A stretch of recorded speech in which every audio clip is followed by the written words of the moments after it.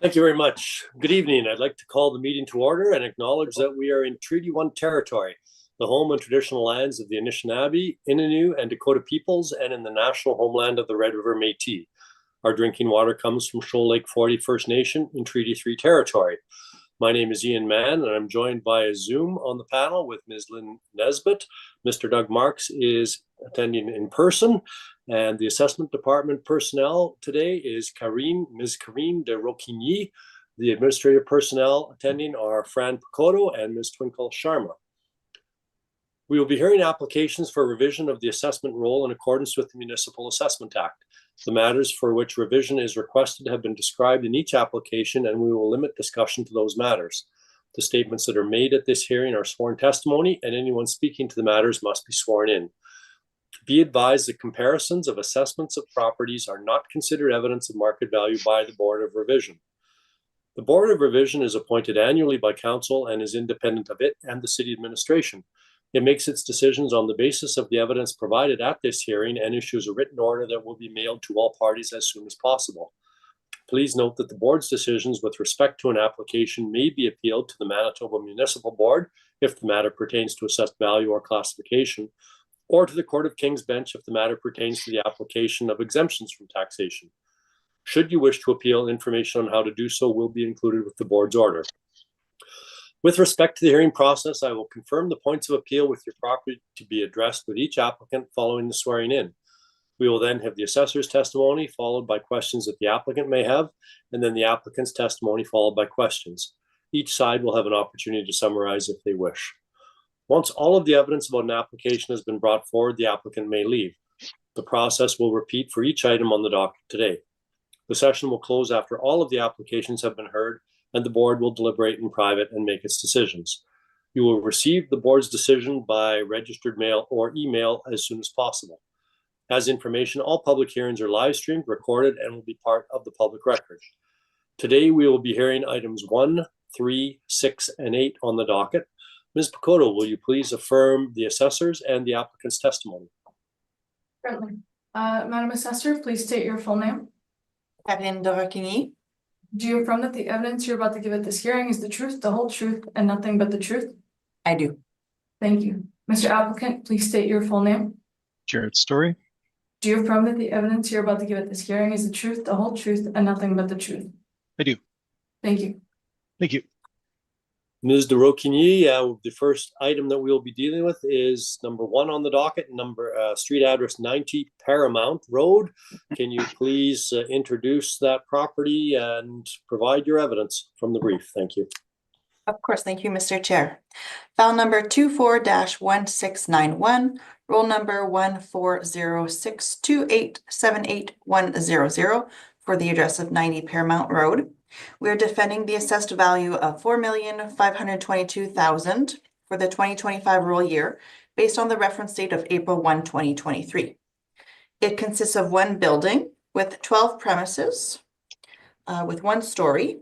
The actual and effective year built is 1979 with the wall height of 16 feet. A leasable area of 32,590 square feet with a land to plan area of 3.14. Maps are provided on page 3 showing its location. It is located in the North Inkster Industrial Area off of Keewatin Street. A few exterior photos are provided on page 4 and aerial views following them on page 5 and 6. Page 7 has our rent comparables. They are net rents from the market in which our model is based off of. We've provided 13 rent comparables, all flex warehouses in the same market region, with leasing starting in 2018 to 2022, an area range of 1,500 to 4,000 square feet, with a wall height of 14 to 22 feet, an effective year built of 1974 to 1981, and a net rent of $7.50 to $9.25 per square foot. You will find our income workup on page 8. The 12 premises, adding up to 32,590 square feet, has a blended rent of $8.30 per square foot, providing potential rent of $270,583. We've reduced that by a vacancy loss of 3.5%, plus expenses at 3%, with the shortfall at $4 per square foot. This gives us the net operating income of $248,717, in which we've capitalized that at 5.5%, in which generates our capitalized value of $4,522,127, in which we rounded down to our final value of $4,522,000. You will find our capitalization rates on page 10, in which provide the industrial range of 5.35 at the 20th percentile to 7.30 at the 80th percentile. Our 8.30 is, our 5.50 is within this range. Page 14 through 27 is the income and expense questionnaire and statement received. On page 16, it indicates the base rent of $241,522 with the square footage of 32,590. It appears the actual is $7.41. Based on this evidence, we believe that the assessed value of $4,522,000 to be fair and equitable, and ask for it to be confirmed. Thank you. Thank you. Mr. Story, questions? I do. Mr. Rockney, is this entire assessment model derived or model driven? It is. Okay. And was a percentage review conducted on this property prior to the assessment going out to the owner? Sure, percentage review. Yeah. So in the past, the department has conducted percentage reviews to ensure that the cycle over cycle increase wasn't excessive, but it appears that there's a large increase this cycle. So I'm asking if that was conducted this cycle as it has been in past cycles to ensure that the assessment hasn't gone up on a percentage basis by a metric that is too high or some such thing. Has that been checked this time or no? As indicated, it's all model driven.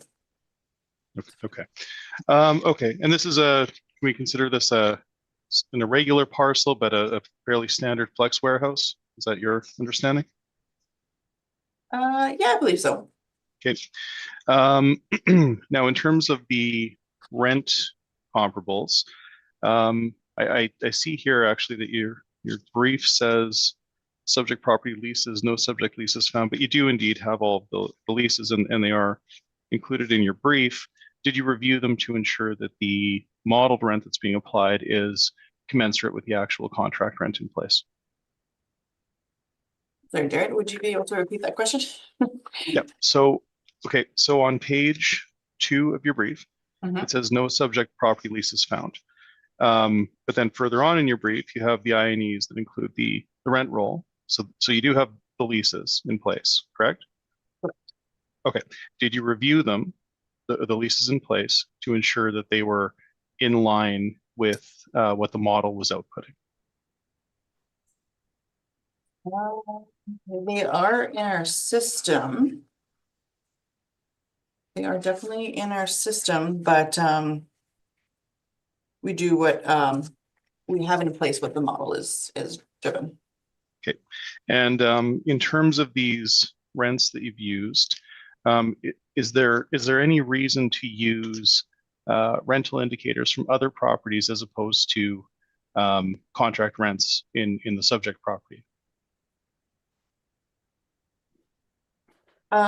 Yes, because even though there's a set rent, we provide comparables to show that it could have other rents. Okay. And of those 13 rents, I noticed that a number of them are fairly short, so they're less than 5 years. Can we agree that typically shorter leases would command a higher rate? Is that a fair comment from your understanding? Well, difficult to know. What is the lease in place right now?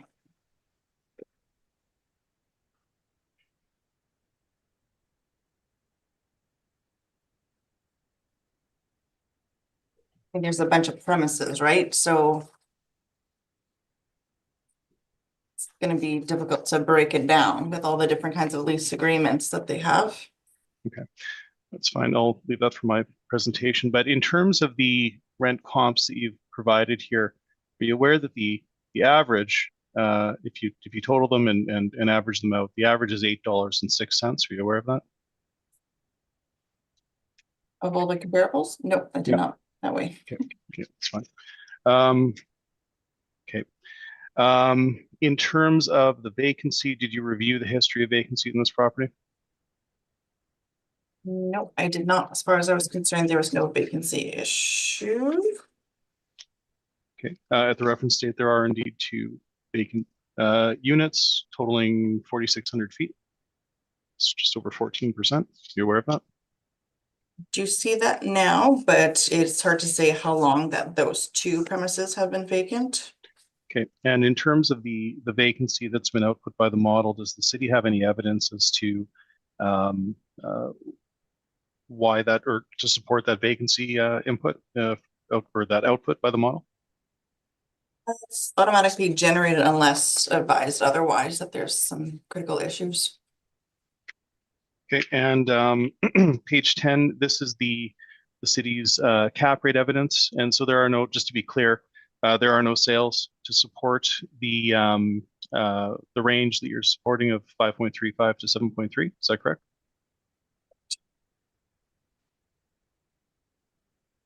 So, okay, yep. And can we agree though that the brokers at least are suggesting, well, if you look at multi-tenant B or industrial B, they would be suggesting cap rates in the range of 6 to 7.5. Is that correct? Not necessarily. I see some 5.50, 5.25. That would be in single. Where do you see that in multi-tenant B or in industrial B? I'm looking at industrial A, I suppose. Okay. So you would consider this a industrial A? I would say so. Okay. I think those are my questions, Mr. Chair. I think I'll leave it there. Thank you. Thank you. Mr. Marks, have you any questions? My question has been asked and answered. Thank you very much. Ms. Nesbitt? Mrs. Sesser, what makes you think this is an industrial A versus an industrial B property? Good question. I mean, I feel like it's hard to say. It's in line with both of them. I mean, there's no, as far as I'm concerned, there's no, I mean, the rents have been in place for some time, is what I see, and there's many premises. So there's no risk, I feel like. They're all high rents, that I can see. Good area. It's in the, right, it's in a good area. So I feel like there's no big risk. And is risk the defining factor of an A versus a B building? Not necessarily, more so just the rate itself for a lower rate. Like I do see that the assessment department has the same cap rates regardless of A and B, but the brokers don't. So that's what I'm sort of trying to get at. Like, how would you see a rating of A or B for this property vis-a-vis the brokers? Right, no, fair question, fair question. And I feel like for the most part, ours is pretty consistent for both. This building has 16-foot walls. Would that be an indicator of a or a B? I'm just trying to understand. I'm trying to get a sense of, yeah. And not to say the wall height really pertains to that. I think it mostly is to like risk for a low cap rate. Okay. Risk, yeah. Okay. And I also had questions about whether you had reviewed the vacancy. So thank you very much for that. That's all my questions, Mr. Chair. Thank you. I have some questions. First of all, with respect to the cap rate and the industrial A and industrial B, and that's where you're focusing your cap rate range on, is in the industrial portion of the table. or are you looking at the multi-tenant B as well? Only the industrial. Okay. Now, the industrial, this is categorized as a flex warehouse. There's storage warehouses as well. Is there a differentiation or a distinction to be drawn from the cap rates between a flex warehouse and a storage warehouse? That's a very good question. They are automatically driven, so definitely hard to say in that regard. So I'm not certain on that question. Okay. I guess final question with respect to cap rates, at least, is have you had an opportunity to inspect this building? I have not, no. Okay, so my question, and maybe you can answer this from the research you've done with respect to the state of the building, but if not, that's fine too. What makes this particular building or this particular flex warehouse suitable for a lower end cap rate? Very good question. For what I can tell, it's only the few units that are vacant. Unfortunately, I don't know how long they've been vacant, but with just knowing that all the other premises have been occupied and have some good rents. Again, it goes back to the low risk. It's been occupied. Okay, thank you very much. Those are my questions. Mr. Story, your evidence, please. Yes, thank you, sir. Okay, so once again, 90 Paramount Road.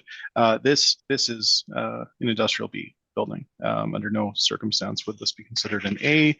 And it's typically, Mr. Chair, we consider land to building, quality of finish, ceiling, clear heights. Ms. Nesbitt had a very good point about the 16-foot ceilings. I neglected to ask the assessor, but typically when you have a 16-foot ceiling height, the clear height is only 14 feet. That's very low. Now, we are considerate of the fact that this is a flex warehouse, not a storage warehouse, so perhaps that is functional space. But typically the discrepancy between Class A and Class B, in a broadly speaking, would be the quality of the building based on year built. This building is 47 years old. Location, no issue with location here, but of course, site coverage or land to building, ceiling heights, and then building systems and strength of covenant would also be considered. The assessor mentioned risk. We have a very, very high history of vacancy in this building. So, for example, in 2020, the vacancy was running at 24.41%. In 2021, the vacancy was running at 36.74%, and at the year end of 2022, it was running at 14.18%. So we would typically expect to see vacancy and collection loss in the range of, we'll call it 3.5 to 4.5% in the Inkster industrial area. So this is very high. So if we're speaking to risk, I would argue that actually the risk is elevated based on that history of vacancy. Now, we also have an irregular parcel shape. Our land to building is reasonable. It's standard at about 3 to 1. However, the site is irregularly shaped, so I would suggest that there's likely not any opportunity to expand further, and this is sort of what we have to deal with. But ultimately, it is a very standard flex warehouse in the Inkster Industrial Park in the mid to late 1970s. It's basically exactly what we expect to see. I've included the rents in place. I mentioned that the assessors rental comparables average $8.06 per foot. The actuals are $8.10 per foot, but I say that with an asterisk, as units 98 and 110 were indeed vacant at the reference date, so we've applied a market rate of 7.75 to those vacant units. We believe that is a good indicator of market, and again, that's $8.10 per foot.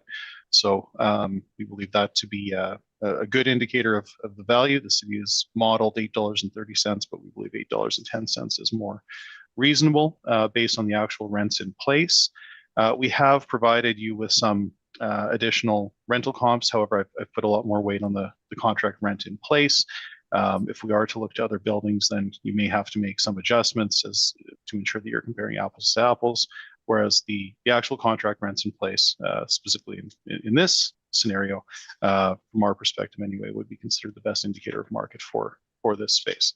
I mentioned briefly that we would typically expect to see vacancy and collection loss of 3.5% to 4.5%. In this case, I have made an adjustment.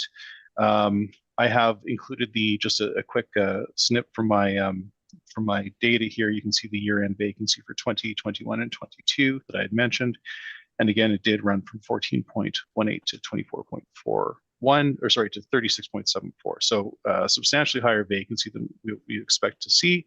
So I've applied 12%. We have a number of tenants here, so I think that makes sense given the history on the site-specific review.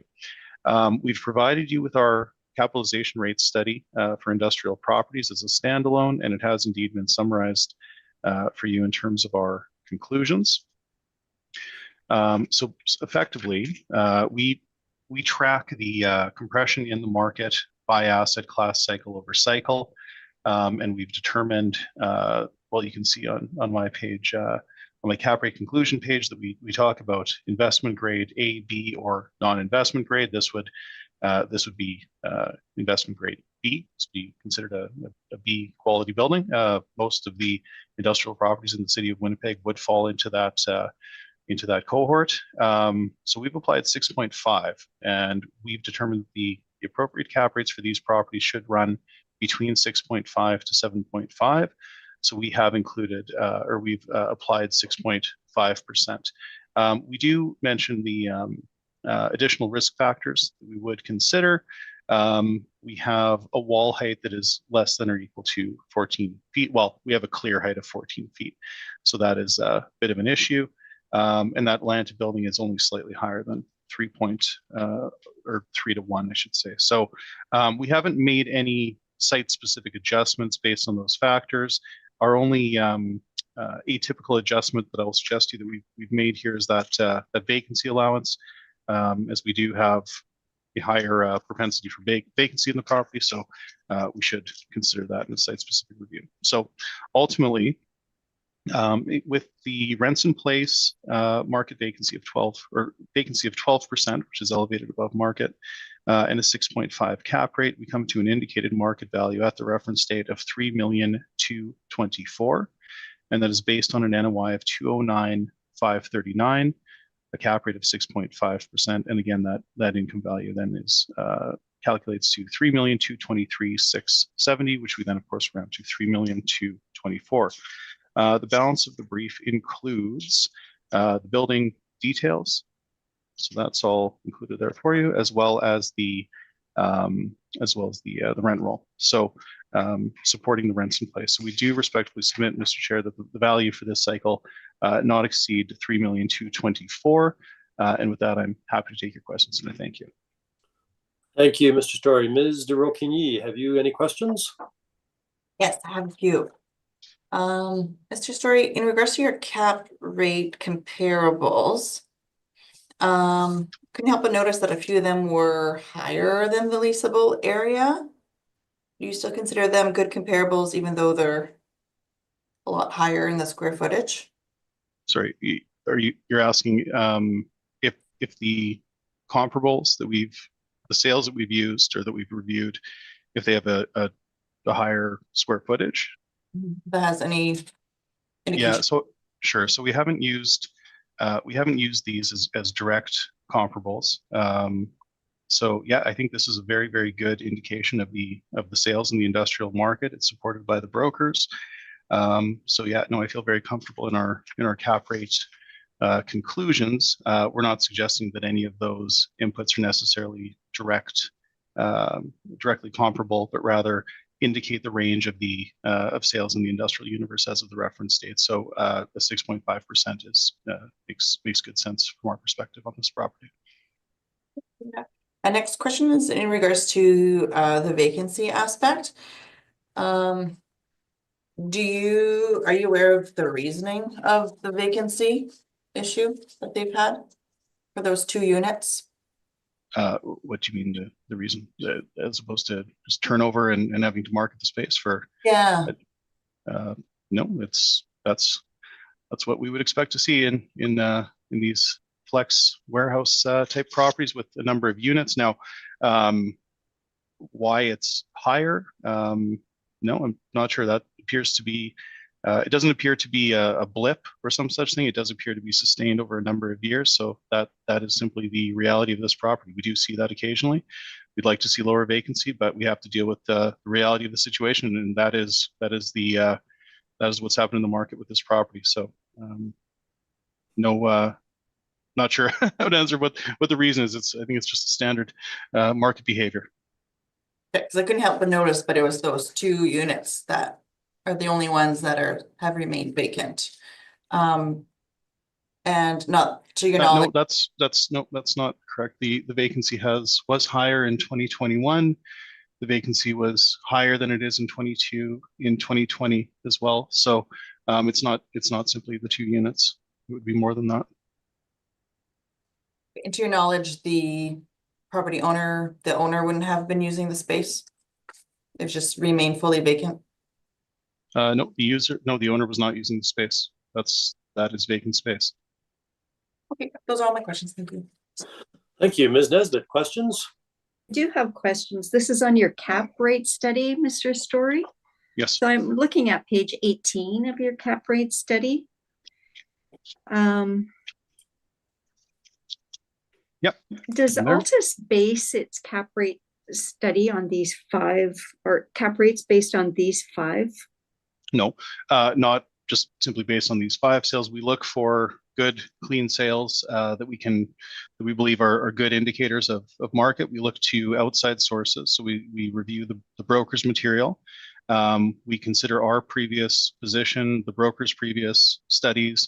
And we, as I mentioned, we're a little bit careful with the broker studies because we don't have full details on how many inputs they would use. And we do recognize that those are effectively marketing documents. So we have to be somewhat cautious there, but we do track the compression to the cap rate cycle over cycle. So we've been doing it for many, many years, and that is our approach is to look at as many market indicators as we can, and then we'll provide a handful of sales that support our position. So it's certainly not every sale.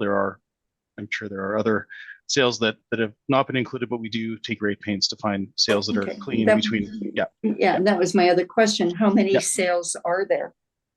Yeah, I don't have a list in front of me, but there are, once we dig into the sales when we're not in the hearing season, we look into the sales running from the end of the previous cycle to the reference date. And then we try to make sure we're finding sales where they're not, where they are clean market sales or exposed to the market. They're where they are arm's length. So we go through a number of sales, but I don't have an exact number to share. Okay.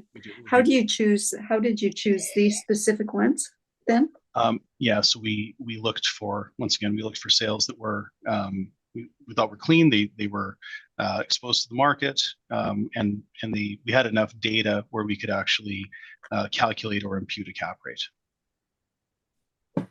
So we don't have all the details for every property, but when we see a sale, we investigate it first to determine if it's appropriate, and then to determine if we can get our hands on the data that we need to perform a proper review and present to the board. Yeah.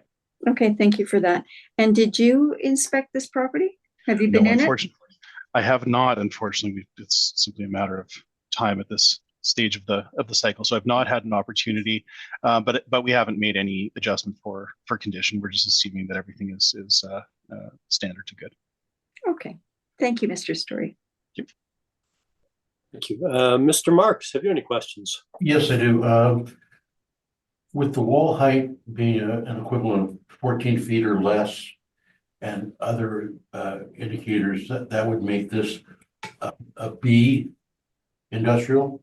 Absolutely. Yeah. So an A, when we talk about A grade industrial, first of all, there's not a great deal of A grade industrial in the city. There's more coming in now, and if we go to Brookport Industrial Park, that type of thing, but we would typically expect to see 24 to 26 foot wall heights, all the sort of the best in class newer industrial. This is pretty standard, late 70s Winnipeg industrial. So this would fall squarely in the B range.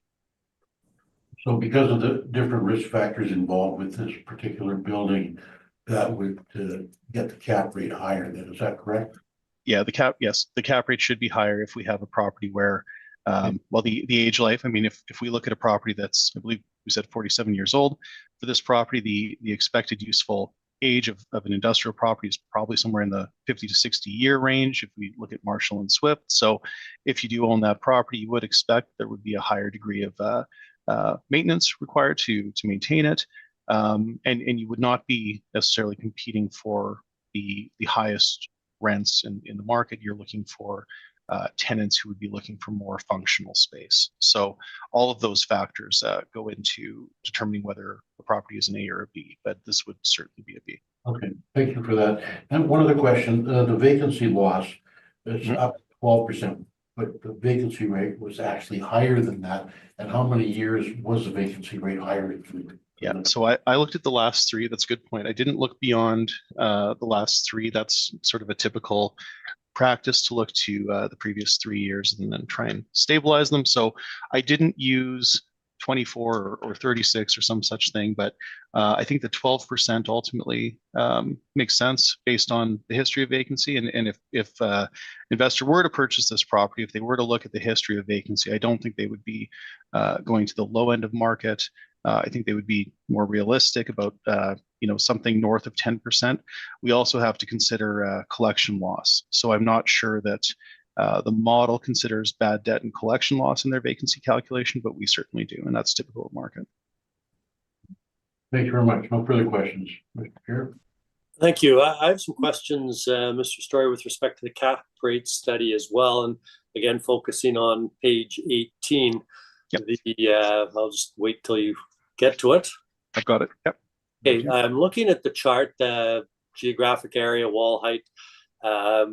Then you've got a calculation for net operating income for all of these. But the net operating income is either calculated using actuals or market or comparative. So the comparative calculations that were made, those would be similar to what the Assessment and Taxation Department has used in their comparables, or did you draw from a different source for the comparables? Sorry, so in terms of when the assessor is using comparables for the property and subject, is that, sorry, for the rent? No, sorry, I'll try to be a little more clear. The comparables used by the city resulted in a modeled rental amount, right? Yes. Presumably. Yep.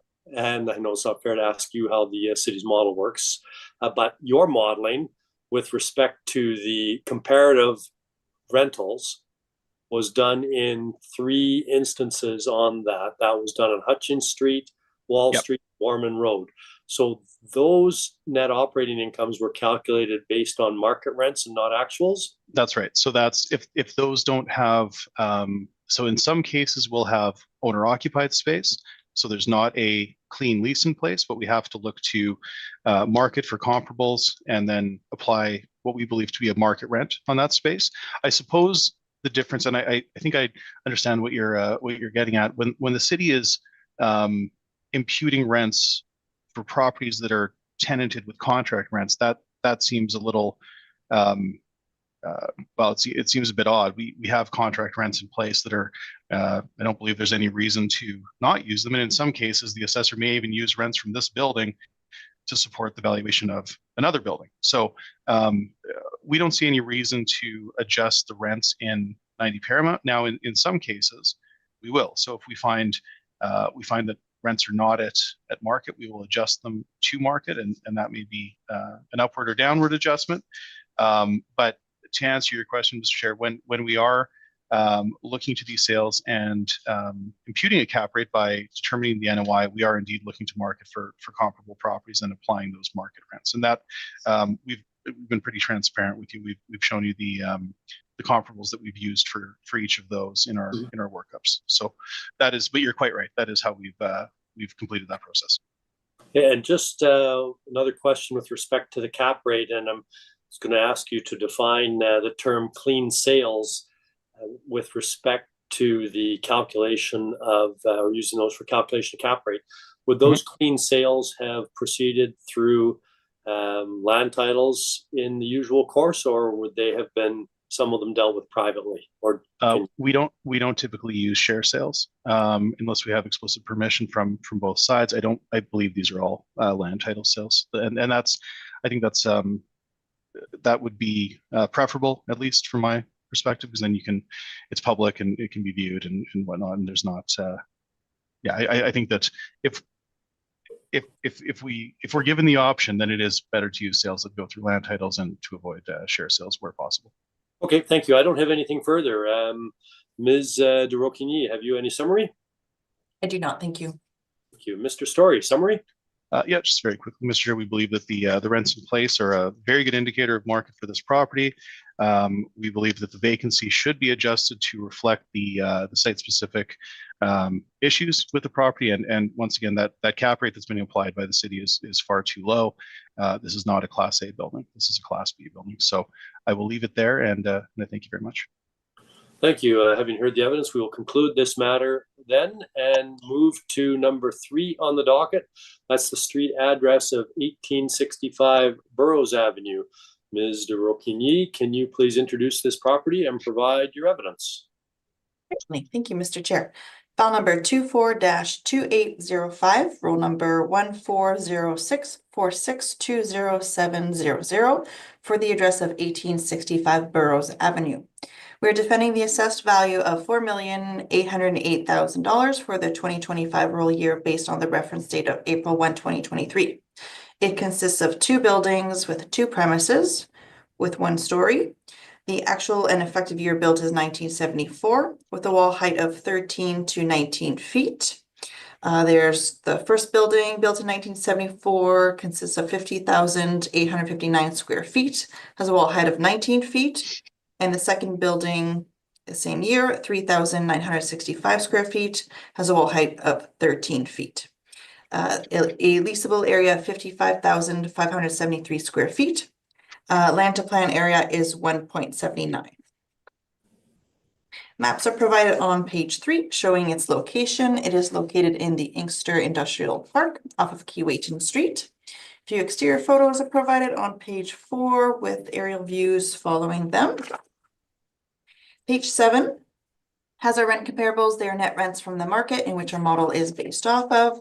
We've provided 9 rent comparables with leasing starting in 2016 to 2022, an area range of 21,854 to 54,923 square feet, with the wall height of 10 to 26 feet, an effective year built of 1970 to 1980, and a net rent of $5.25 to $8.17 per square foot.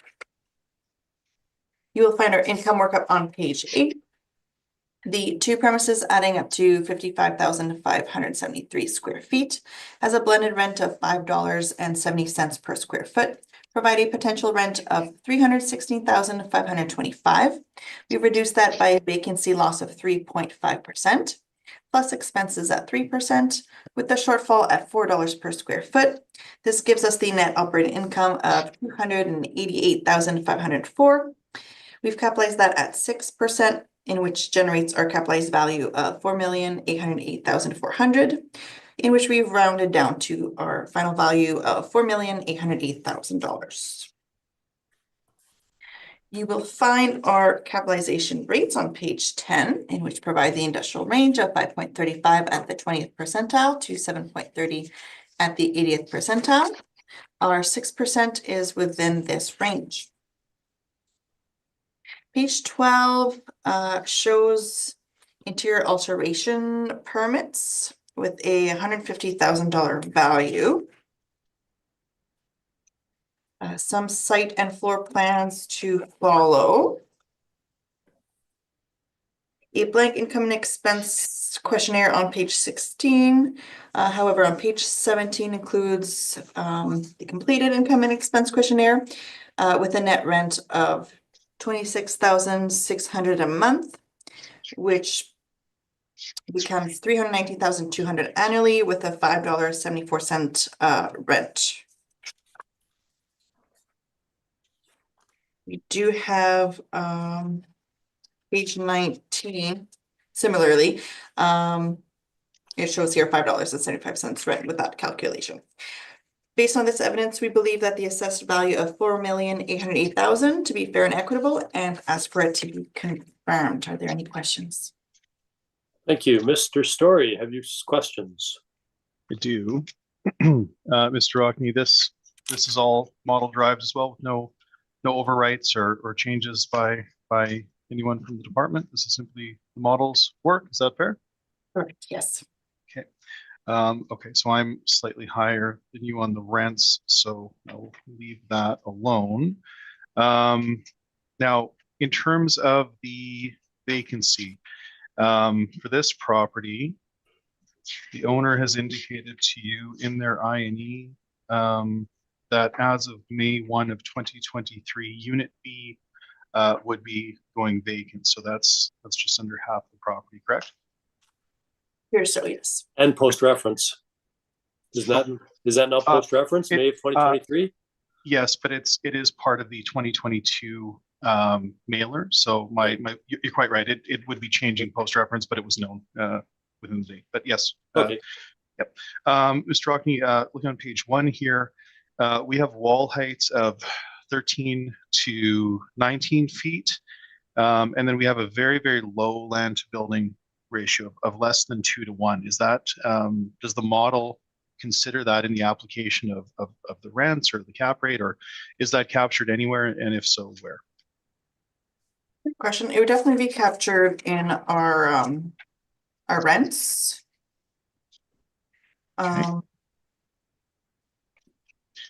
We do have, I mean, they're broken down in our system with the 19 feet and 13 feet. So with those two premises, that's why it became a blended rent.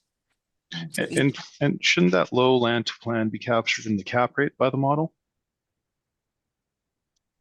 In regards to the land to plan area, it's a good question. Most likely, yes. Okay. Okay. And now this is a different type of property from the last one we looked at. Would you agree with me that this is actually just what we would consider a pure storage warehouse? Is that fair?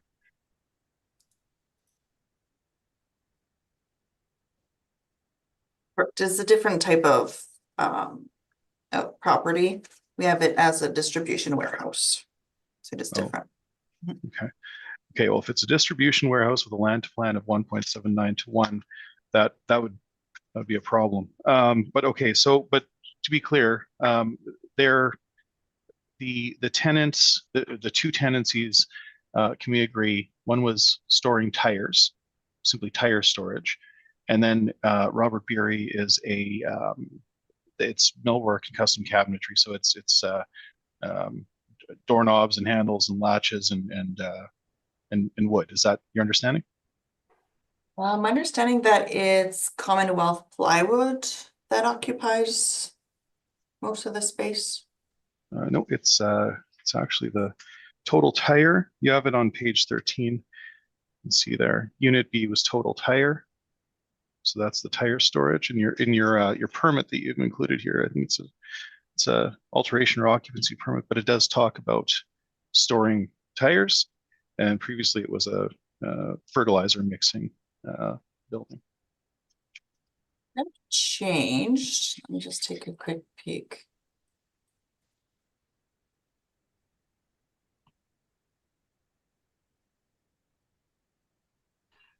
And you can see on your, you've got that diagram that it presumably was for an occupancy permit on page 15. You can see a very, very small amount of office and large amount of storage with talking about the racking, 8-foot racks.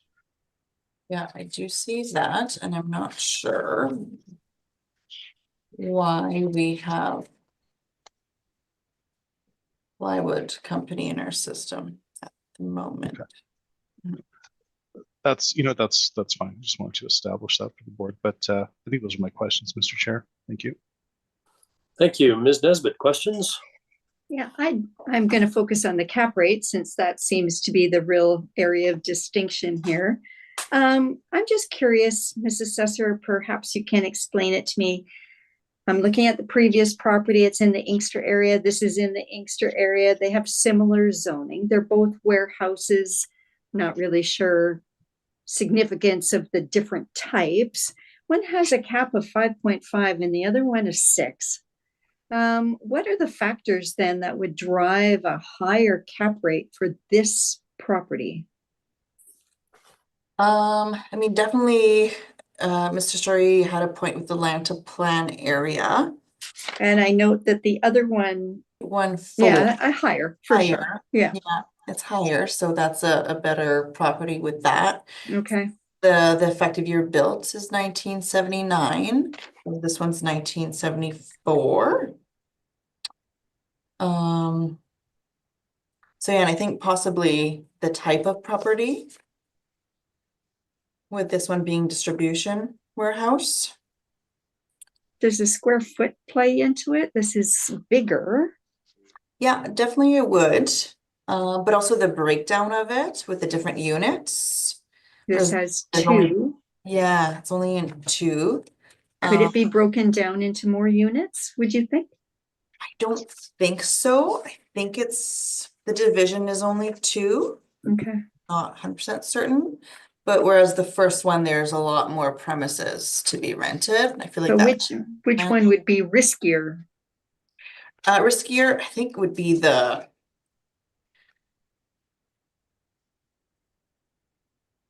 I feel like it'd be this one, the second property, with only 2 premises.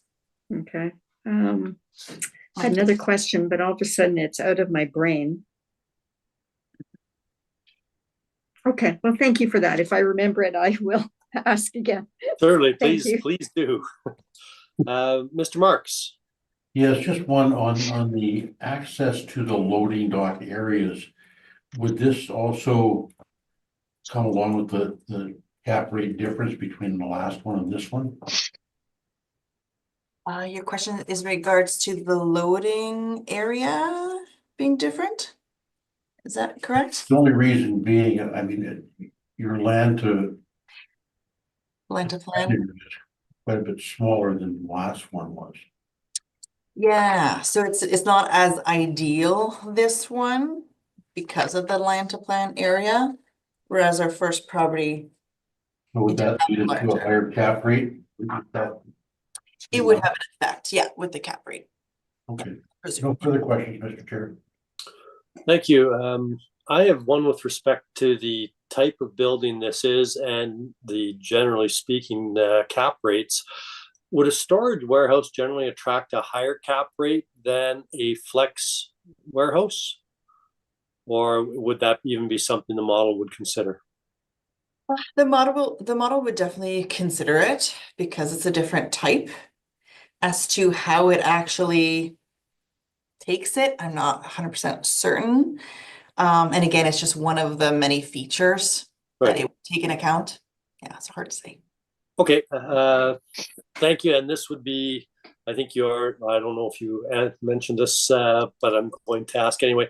Would this be, in your estimation, an A or a B industrial warehouse? Very good question. I would say this one.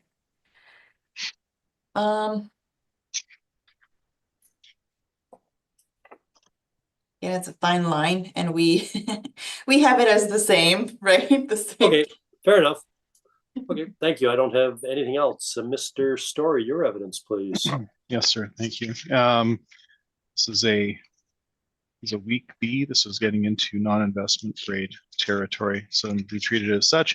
Again, 1865 Burroughs. This is not a distribution warehouse. This is a storage warehouse used to store goods for manufacturing. So, as I mentioned, we have the owner occupier Robert Bury, who works on custom cabinetry and millwork and that type of thing. And then the other section was for tire storage. So From our perspective, Mr. Chair, the rents that can be achieved or that ought to be considered in a property like this would be much lower than a flex warehouse. So if you follow that through, then typically the cap rate should be higher. And given the quality of the interior of the asset, this would attract a much higher cap rate. I neglected to include photos. We have inspection photos from, I believe, 17 or 18, 2017 or 2018, and the interior space would be considered on the lower end of the quality scale. So it would likely require a fair bit of work to bring it to a higher standard. So we have considered that. We also have to consider that land to building of 1.79 to 1 is exceptionally low. 3 to 4 to 1 would be typical. 4 to 1 would be standard to good. 3 to 1 would be acceptable, but anything under 2 to 1 would be effectively functionally obsolete in today's industrial market. Mr. Marks had a good question about access to loading. I would guess that if you had a large trailer, you'd have to back that in. You wouldn't have the turning radial on site to manage that. So that is a consideration. So you'll see it in industrial reports talking about land to plan or site coverage ratios, and in this case, that would be considered very, very poor. The vacancy that we've used here is only 4%, as I mentioned. That's commensurate with our review of the Johnson report. We were aware, and the owner would have been aware of the coming vacancy, but it was not sustained. It's not so. In the previous file, you recall that we adjusted the vacancy based on the fact that there were 3 years leading up to the reference date of known vacancy. In this case, there was a vacancy, but I would consider that turnover as opposed to anything that requires an elevated vacancy rate. So I suppose we'll see how leasing goes and what happens after the reference date. For the purpose of our report, we're applying a standard market vacancy of 4%. The major point of contention is indeed in the cap rate. We're suggesting that non-investment grade properties, well, we'd consider them somewhere between 7.5% to 8% previously. In this cycle, we're starting at 7.5%. We do have an indicator, sale of a non-investment grade property, but it is much higher than what we've applied. So we have the 1500 block of Wall Street in a different market region, 1950. So it is inferior, and we calculated a 9 cap on that property. For the purpose of our report today, Mr. Chair, we've used 7.5%.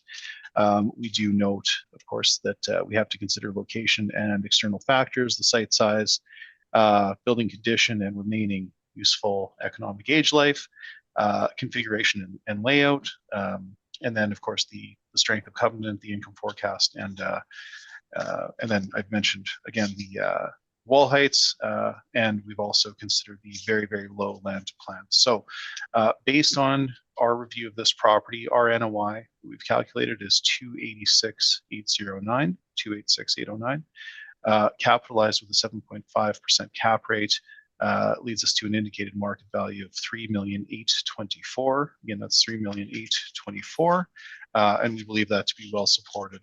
It would appear from our perspective that the model has misclassified this property. So we do respectfully submit the value of $3,824,000 is more appropriate. And with that, I'm happy to take your questions, and I thank you. Thank you. Ms. DeRoquigny, have you any questions? Maybe just one in regards to the land to plan ratio there. Mr. Surrey, are you aware of any possible complications that they would have had with the transporting? Well, so the reason why, or a couple of the reasons why we consider site coverage or low land to plan a value negative. Well, firstly, it's considered a value negative in the eyes of the market, but secondly, it impedes, there's an impediment to future development. So we have this very, very small, this very low land to plan. And I note, this didn't come up, but we're also pinned in by an active rail line to the north of the property. So there is that consideration. And then there's also the consideration of access and egress and loading and turning radiuses for trailers. So I suppose in the most plain terms, if we're looking at potential users, specifically if we were to consider this a distribution warehouse, I think they would have a very, very difficult time loading and unloading with this configuration. So I have not asked them if they have any issues, but we're looking at this from a fee simple perspective from the eyes of the market, and site coverage is certainly something that is considered. So when we see anything below 2 to 1, that is functionally obsolete in today's market for most users. And to kind of piggyback on that, sorry, maybe I didn't quite catch it. Your cap rate is 7.5. Yes, indeed. And what is that derived by exactly? Age, condition, land to plan. Those would be the 3 major issues. It's also a storage warehouse. It's not a distribution warehouse. They've been storing predominantly tires in this property, so it's not. It would have an income forecast that would be lower than, for example, a flex warehouse or a manufacturing facility. So we have to consider all of those factors and classify the property properly. So that is precisely what we've done. Those are all my questions. Thank you. Mr. Marks, questions? Yes, this facility, does it have access to train usage? Oh, like a spur line? Yes. No, I don't believe so. I don't think that is the case here. It's a good question, but I don't believe so. I don't believe that's a spur line for moving goods from one section to the other. I don't think the building's big enough necessarily to benefit from a spur line anyway, but I don't think so. It's a good question. And this would be considered industrial B? Absolutely, or non-investment grade. Yeah. Okay, thank you. No further questions. Okay, thank you. Ms. Nesbitt, questions? No, I do not have any additional questions. Thank you. And I think all of my questions have been addressed as well. Ms. Duroquigny, any summary? I do not, thank you. Okay, Mr. Story. No, I think we've covered it all. So we're good on this one. Thank you, Mr. Chair. Thank you. Does anyone need a 5-minute break, or can we move on to the next property?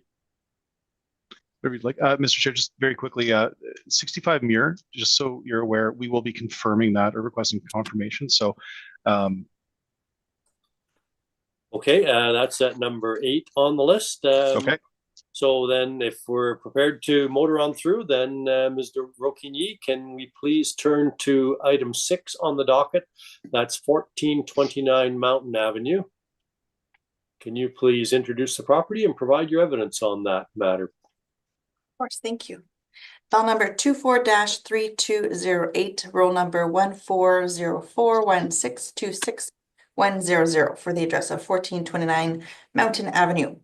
We are defending the assessed value of $4,964,000 for the 2025 roll year based on the reference date of April 1, 2023. It consists of 1 building with 3 premises, 1 story. The actual and effective year built is 1977 with the wall height of 26 feet. Leasable area is 40,432 square feet and a land to plan area of 2.64. I may bring your attention to page 2 of the most recent sale, it being 2014, is the sale price of $3,095,000. Maps are provided on page 3 showing its location. It is located in the Inkster Industrial Park off of Shepherd Street or Fife Street.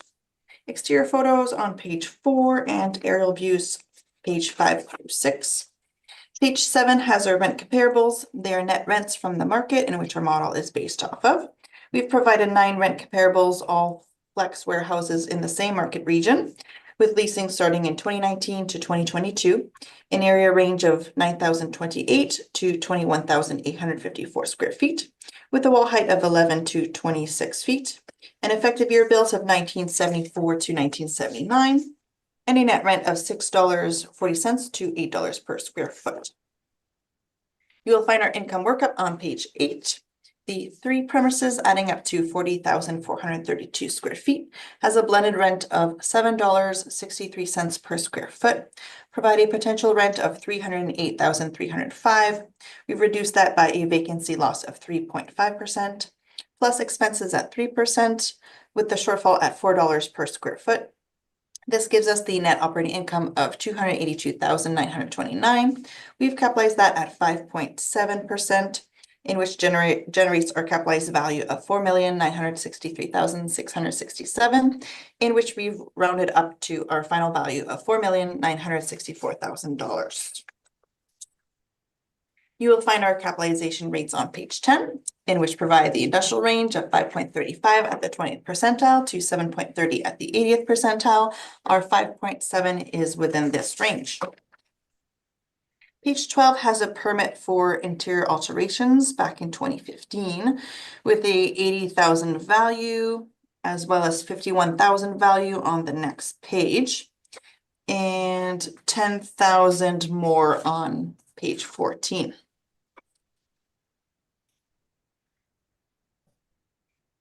The income and expense statement has been received on page 17 through 20.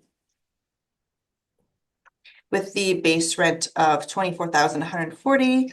I believe that's the monthly, with the year actual of 289,680, with the 40,432 square feet. I believe it's a $7.25 rent. Based on this evidence, we believe that the assessed value of $4,964,000 to be fair and equitable, and ask for it to be confirmed. Thank you. Thank you. Mr. Story, questions? Yes, thank you very much. Mr. Rockney, this is a storage warehouse, is it not? This is. We have it as flex warehouse. Right, and this is all modeled, is that correct? Correct. So does the classification affect the model? So if you say it's a flex warehouse and it's a storage warehouse, does that then affect how the model outputs the value? It would, yes. Okay. Okay, and in terms of the rent per foot, can we agree that this is all tenanted by a single tenant under a single lease? It appears so, yes. Okay, and that lease indicates a rent of, I believe it's $7.25 a foot. Is that your understanding? Yes. Okay. All right, and it's okay. We've established that it's all model derived. You mentioned a historic sale. Did you look into that sale at all? I did not. Okay. No. Okay, those are my questions, Mr. Chair. Thank you. Thank you. Mr. Marks, any questions? No questions from me, thank you. Ms. Nesbitt, questions? I have no questions either. Thank you. My only question is, who is the tenant, the single tenant, Mr. O'Keefe? I'm trying to find it in the income and expense, and We have it as Blue Hardware. okay, thank you. I don't have anything further. Mr. Story, your evidence, please. Yes, indeed. Thank you, sir. Okay, so that is correct. We are dealing with this property on 1429 Mountain Avenue, and it is indeed tenanted by Richelieu Hardware. So they're using it as a storage warehouse. I note that in the past, and this is based on Ms. Rockney's permits here, that it had been considered, or it had been demised for multi-tenant in the past. It is now a single-story industrial building. It was built in 1977.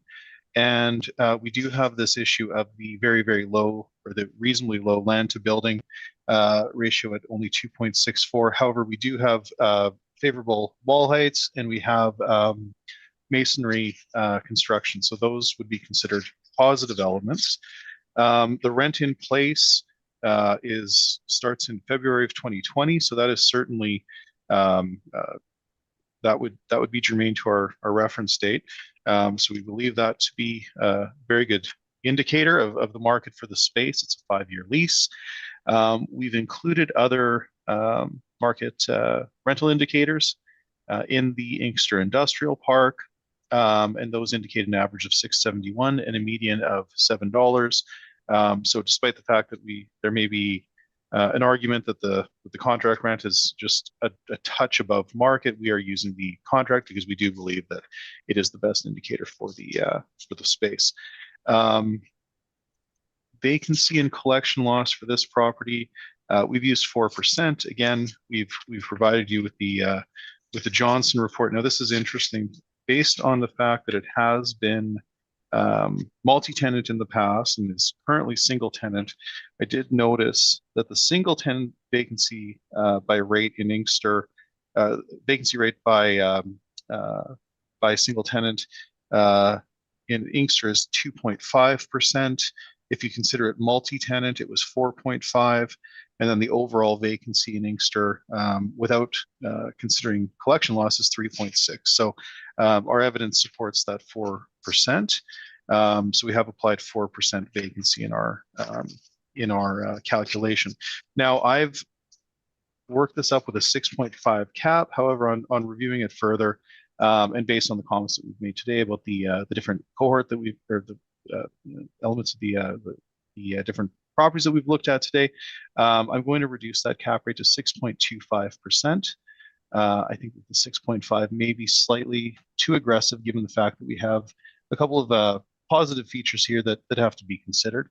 So we do, of course, have that low land to plan. We do have, the vintage is 1977 without an effective adjustment, but we do have to recognize that we have masonry walls and 26-foot wall heights, which is good and very good for a building of this vintage. So 6.25 is, maybe it's optimistic, but I think that I feel more comfortable at 6.25. So maintaining that NOI of 263,357 and capitalized with the new cap rate of 6.25% leads me to an indicated market value of 4,214,000, and I think that's very supportable. So I will leave my presentation there, sir, but we do respectfully submit that the value ought not to exceed 4,214,000, and that again is based on our the NOI that was submitted, but with that adjusted cap rate.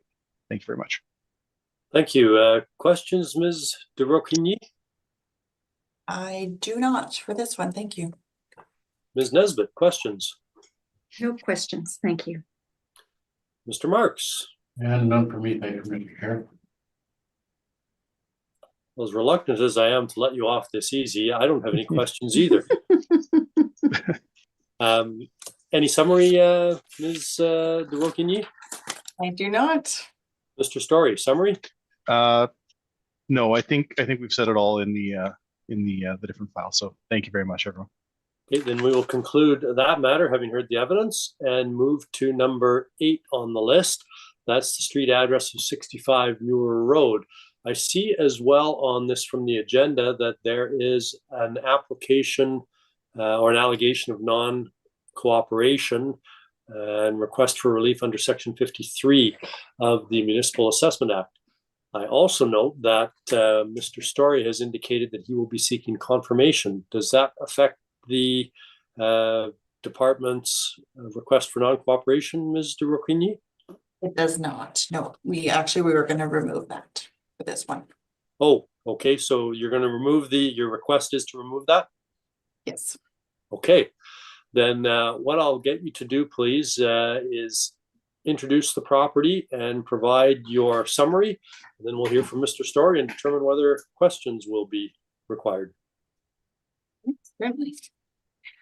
This is for file number 24-1626, roll number 14064465000 for the address of 65 Muir Road.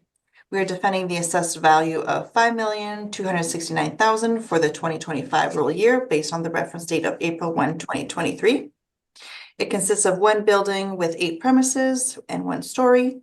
The actual and effective year built was 1975 with a wall height of 18 feet. Leasable area of 38,150 square feet with a land to plan area of 2.50.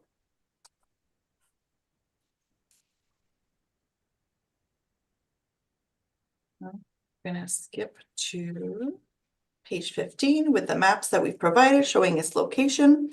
It's located in the Inkster Industrial Park near Keewatin Street off of Church Avenue or Plymouth Street. The exterior photos provided on page 16 and aerial photos on page 17 and 18. We've provided our rent comparables on page 19. We've provided 17 rent comparables, all flex warehouses, with an area range of 2,989 to 8,586 square feet. Wall height of 11 to 22 feet, an effective year built of 1971 to 1979, and a net rent of $7 to $10 per square foot. With our income workup on page 20, provides the 8 premises, adding up to 38,150 square feet, with a blended rent of $7.53 per square foot. Provide a potential rent of $326,528. We reduce that with a vacancy loss of 3.5%, plus expenses at 3%, the shortfall at $4 per square foot, giving us the net operating income of $300,306. We've capitalized that at 5.7%, and which generates our capitalized value of $5,268,526, in which we rounded up to our final value, $5,269,000. Page 22 has our capitalization rates, and we have the 5.7 within this range. And page 24, we provided a permit from 2017 showing the value of $200,000 for interior alterations. And therefore, based on this evidence, we believe that our value of $5,269,000 to be fair and equitable, and ask for it to be confirmed. Thank you. Thank you. Mr. Story? No questions, Mr. Chair. We're just asking for confirmations for the time being. Thank you. Thank you. Ms. Nesbitt, any questions? No questions, thank you. Mr. Marks? Me as well, thank you very much. Thank you. And I don't have any questions. Mr. Story, you've already indicated that you will be seeking confirmation. Is that still the position? Yes, indeed. Thank you. Then, Ms. Duroquigny, we'll follow the process. Have you any questions? I do not, thank you. Mr. Marks? None for me, thank you. Ms. Nesbitt? No, thanks. And I don't have any questions, sadly. So that brings us to having heard the evidence, we will conclude that matter. I believe all the matters on the docket have now been heard, and we will adjourn this hearing. Mr. Story, thank you very much for your presentations, and Ms. Duroquigny, thank you as well for your time and presentations. Welcome. Thank you. Thank you. Thank you. Good night, everyone. Very much for Have a today. nice evening. night. Thank you. Bye.